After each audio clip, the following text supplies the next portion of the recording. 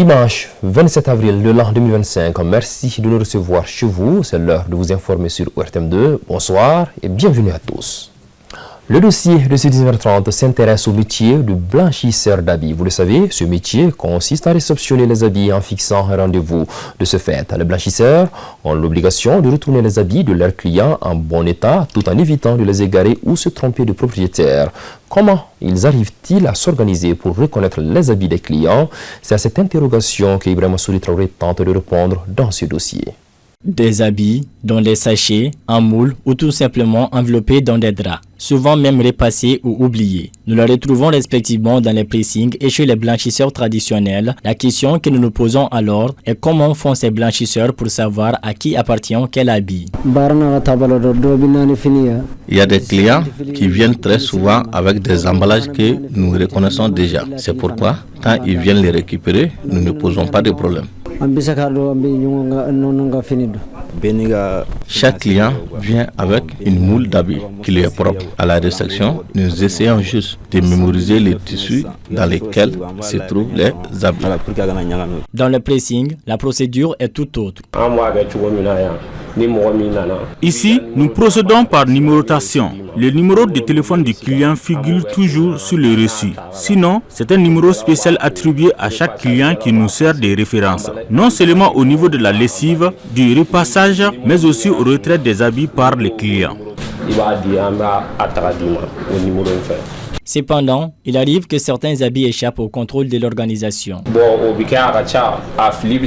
Cela arrive généralement quand nous recevons plusieurs clients au même moment. Dans ce cas, les numéros peuvent se mélanger. Nous constatons pourtant la perte de certains habits. Clients et blanchisseurs ont des explications. La perte des habits peut être liée à plusieurs choses. Souvent, il est même possible qu'un client pense avoir amené un nombre d'habits qui n'est pas tout à fait exact. Il y a des habits qu'on a d'ailleurs perdus de cette façon. Exactement, j'avais perdu un de mes habits comme ça. Heureusement, l'habit a pu être retrouvé et on me l'a remis après. Une cliente soutient le contraire. Ça fait longtemps que je donne mes habits à blanchir ici et jamais je n'ai rencontré de moindres problèmes. Des fois, j'envoie même des enfants récupérer mes habits à ma place. Comme tout métier avec ses risques, celui des blanchisseurs ne se limite pas uniquement à la perte des habits. Ceux-ci peuvent également être abîmés. J'ai une fois par malchance gâté les habits d'un client, pas au niveau du repassage mais à la lessive. Le coût des dégâts s'élevait à 200 000 francs CFA environ. Heureusement pour moi, le propriétaire a été indulgent. Il m'a aussi offert les habits en question comme cadeau. Et certains clients n'hésitent pas à réclamer des remboursements. Au cas où, ils devront se soumettre également à une procédure. Pour un client qui souhaiterait qu'on le dédommage, celui-ci devrait également se soumettre à une procédure. Concernant cette proposition, l'idée de recevoir de l'argent en liquide est tout à fait exclue. Pour d'autres, le client est le seul fautif dans l'histoire. Je trouve que ce sont les clients qui sont fautifs le plus souvent, puisqu'au moment de déposer leurs habits, ils bénéficient normalement d'un reçu dont ils doivent prendre soin. Aussi, le mieux dans tout ça, c'est de toujours cibler les pressings les plus proches.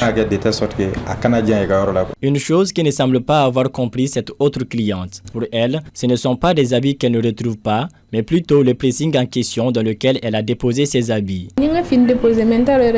J'ai effectivement déposé mes habits dans un pressing que je n'arrive pas à retrouver. Depuis ce matin, je cherche l'endroit, mais en vain. Ce qui est sûr, malgré le fait que j'ai aussi égaré mon reçu, je pense que la situation devrait s'arranger pour moi. Si jamais j'arrive à retrouver l'endroit, dans les cas échéants, je rentre tout simplement à la maison. Des solutions sont néanmoins proposées afin de minimiser au maximum les problèmes. Pour ma part, je prends toujours le soin de blanchir au même moment tous les habits du même client. C'est en tout cas ma façon de faire.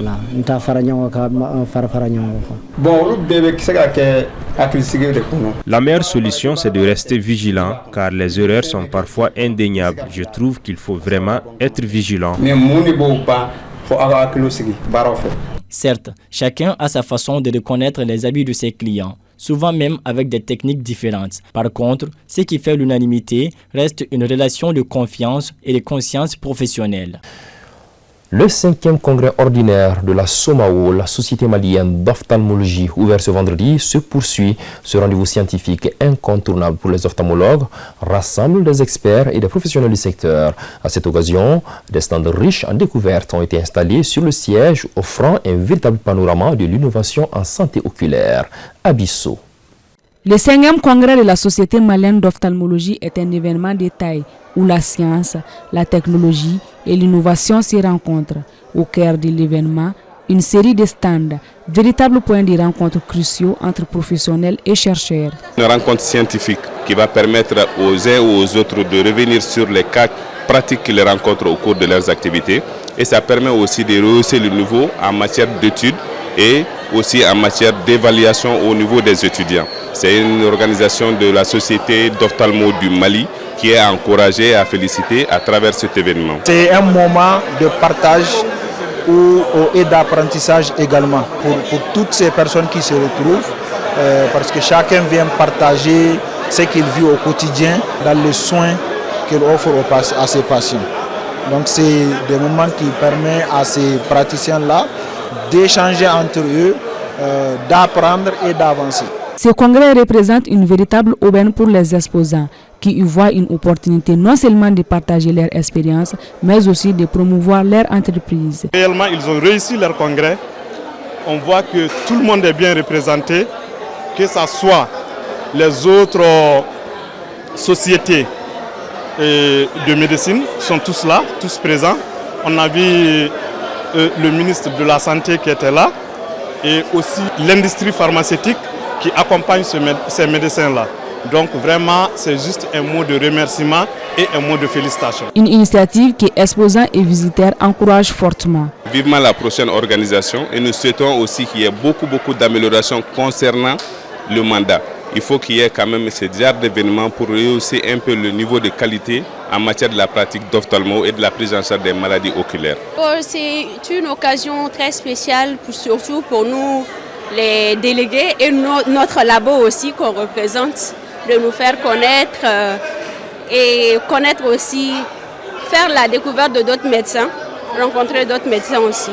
Ces rendez-vous scientifiques de 2 jours s'imposent comme une plateforme incontournable pour les professionnels de la vie au Mali. Direction le Palais de la Culture Amadou Hampâté-Bâ où se déroule depuis ce vendredi le premier festival dédié à la mangue. Ce samedi, une soirée inoubliable s'est déroulée sur l'esplanade du Palais de la Culture. La soirée a réuni de nombreux artisans et artistes. Le public a aussi répondu présent. Suivons les quelques temps forts de la soirée avec Mantian Traoré et Sidiki Touré. Le clou de ce 2e jour de la soirée a été un concert mémorable avec des artistes du moment dont Cheikh Sirimon Sissoko, Isha Voice, B-Phoenix et bien d'autres.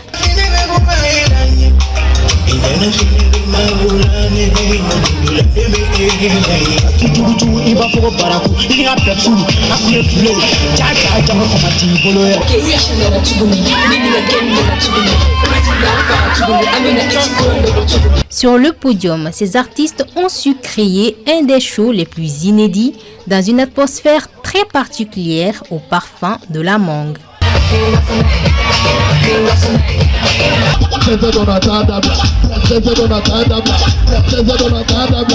Je pense que c'est un moment de paix, de joie, de partage et puis surtout concernant l'un des fruits qui est vraiment consommé ici. Il y a beaucoup de vertus qu'on ne savait pas sur la mangue, mais grâce au festival sur la mangue, j'ai pu voir beaucoup de différents genres de mangue. On pense vraiment que c'était vraiment cool. On est venu, le public était chaud, ils étaient accueillants, le DJ il était bon, la scène était propre.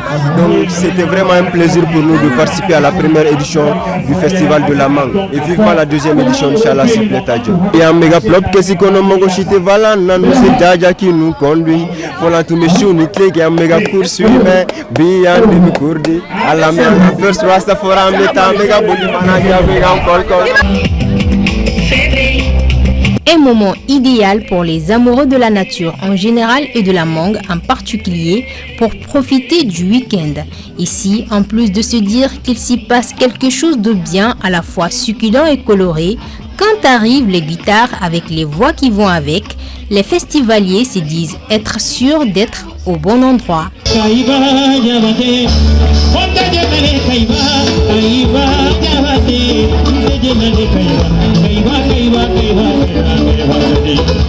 Pour la première fois, je viens de manger une brochette de mangue. Quand même, c'est une première pour moi. Je n'avais jamais vu ça partout où je suis passé à travers le monde. Donc ça veut dire que nous avons le génie. Raison pour laquelle il est toujours bon d'interroger le génie malien. Donc il y a l'ambiance. J'ai visité les différents stands. Et moi-même en tant que propriétaire d'une ferme que j'ai à Kabbalah où je produis des mangues et tout ce qui va avec. Et je pense que c'est une très bonne opportunité pour nous. Donc si nous avons la possibilité d'avoir une visibilité assez large pour pouvoir exporter nos mangues, bah alors c'est tout bénéfique pour nous. Tout ce que nous consommons, ça vient de chez nous, les mangues. C'est les mangues, les jus que je suis en train, c'est en très bonne qualité. Ce n'est même pas comparable aux autres boissons, où il y a tellement de choses qu'on ne sait même pas d'où ça vient. À tour de rôle, les différents artistes se sont succédés pour titiller les oreilles du public. Ce dernier s'est laissé enthousiasmer par cette déferlante de thèmes et de mélodies souvent emblématiques, l'exprimant par ses danses, snaps et dialogues avec les artistes.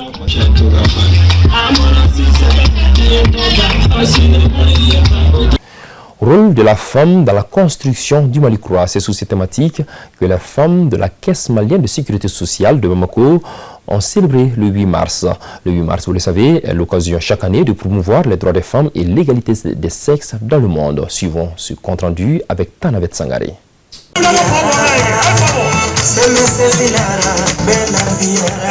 La Journée internationale des droits des femmes n'est pas simplement une commémoration, c'est également une tribune. Une tribune pour rappeler au monde que les femmes ne sont pas en marge de l'histoire, elles en sont les artisanes. C'est sur ces mots que les femmes de la Caisse malienne de sécurité sociale ont magnifié la journée du 8 mars. Le mois de 8 mars, tout le monde sait que c'est un mois qui a été coïncidé avec le mois de Ramadan.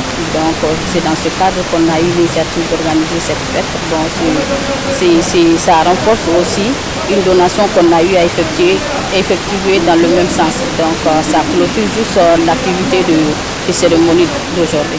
Dans cette démarche, les femmes de la Caisse malienne de sécurité sociale sont accompagnées par leurs collègues de l'UNPS, de la CANAM, de l'ANAM, entre autres. Ce qui signifie que les femmes sont solidaires dans la paix et l'unité nationale. C'est le service social donc, qui parle de CMSS, Caisse malienne de sécurité sociale, parle de l'INPS qui est Institut national de prévoyance sociale et la personne parle de la CANAM. Donc tous ces secteurs ils ont fait la fusion.